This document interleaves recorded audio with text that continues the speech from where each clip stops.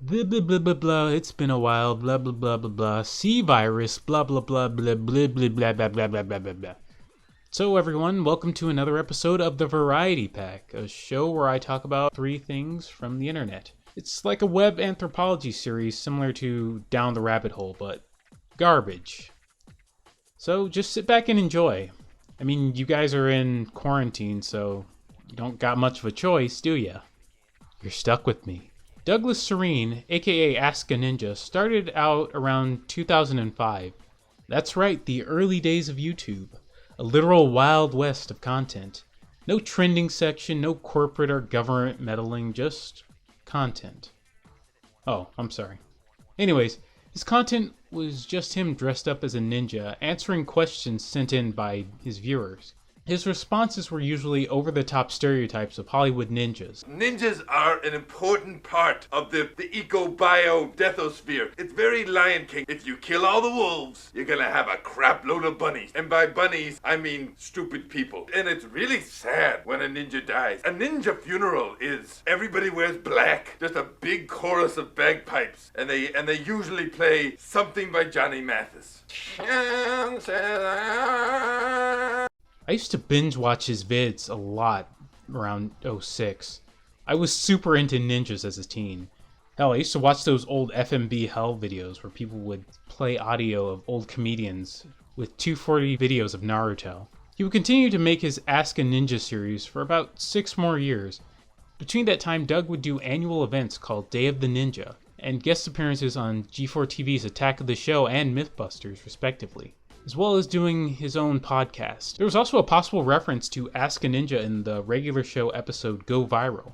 Then after a 2-year-long hiatus, he would relaunch his series in 2010, as well as re-performing some of his earlier skits in 2014, and his Ninjoke series in 2015. After that, Doug would move away from his Ask a Ninja persona, leave his social media behind, and focus more on the production side of filmmaking. He worked on several indie movies, shows, and shorts around 2015 to 2019. Ask a Ninja is one of those online icons that really started the bridging between internet and older media entertainment. His style of early 2000s humor may not have aged all that well, but his impact and legacy still remains. For the question, Aaron, I look forward to killing you soon. Adam Buckley, better known as Adosa Buckley, got his start around late 2009. He first started uploading top 10 worst songs of 20XX and a music critiquing series called Musical Autopsies, though he would eventually start moving away from music content to focus on mocking whatever current goings-on of the time, as well as some pretty funny April Fool's Day videos, one of which had him pairing up with IHE. He never really considered himself much of a YouTuber, rather a comedian that used YouTube as a platform. Personally, I've only watched a few of his videos, especially back when anti-SJW content was really popular. But from what I remember, he had really good delivery and timing with all of his jokes. Based on the article I read from the National Post, this study was commissioned by the government to figure out how to communicate with millennials. That is, 16 to 30-year-olds, and assess marketing concepts as it relates to them. So, what did we learn from 100 people? Well, millennials want to be heard. No. Are you fucking serious? Really? This is shocking. Every other generation actually just wanted to be told to shut the fuck up and not have any of their ideas valued. As of today, Buckley still uploads videos from time to time, though there has been a huge gap between some of his previous videos, possibly due to his job in the radio industry taking top priority. Though I'm not completely familiar with much of his body of work, Buckley is still deserving of the large audience that he amassed. John and Ritchies Zerbs are 2 brothers who got their start around 2002 on Newgrounds. One of their biggest animations was Perfect Kirby, a series where the popular Nintendo character Kirby would go on missions for the Carrington Institute from the N64 game Perfect Dark.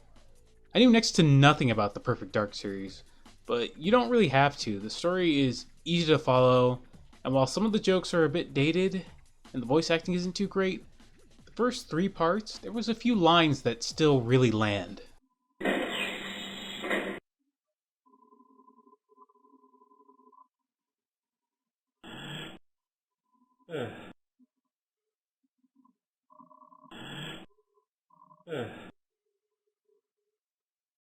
So,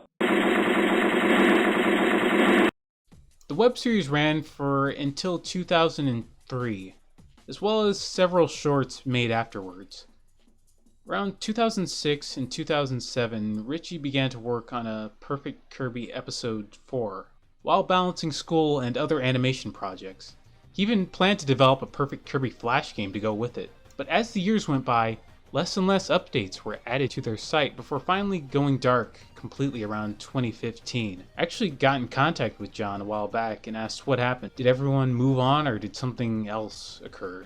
He simply affirmed my speculation that he, Ritchie, and the others grew up and moved on. I think there's also them losing contact with their friend who was a programmer for the game, so they had to cancel both the game and the animation because they're busy with life. I don't know. There wasn't any plans of the two going on to gain e-celebrity status like Oni NG or Ego Raptor. It was just two kids making a stupid Flash video for fun. I think Ritchie went on to develop a sticker app and worked as a US defense contractor a while back. Look at this, cosplay outfits. Wow. So you think that this would be case closed, right? Well, there's a bit more to it. The series had a lot of fans and fan art, and I wouldn't say that this series inspired me to get into art. I've had many inspirations over the years, but this one animation was one of the few things that helped springboard me into my art hobby. My friend and I made a reimagining of the Perfect Kirby series. Yeah, that's how anatomy works. Basically the same formula of the video game, characters going on adventures and secret missions. We even had some new faces like Captain Falcon and Travis Touchdown, the latter which had a bit of a rivalry with my straight man character Kai. But it was less like Goku and Vegeta, who despite being jealous of the other's strength still has a bit of admiration and one day hopes to defeat him in combat. It ended up being more like the Roadrunner and Wile E. Coyote cartoons. Eventually we would move away from just focusing on Kirby and the other game characters and more on the original characters. I haven't picked it up in years, but who knows, maybe I'll get back into it. Anyways, thank you for watching. I know we're living in some trying times, but all we can do is pray in hopes to God that we can see this through. Anyways, I will see you guys later. Now let me get this damn mask off. I look like every 2015 commentary channel's character.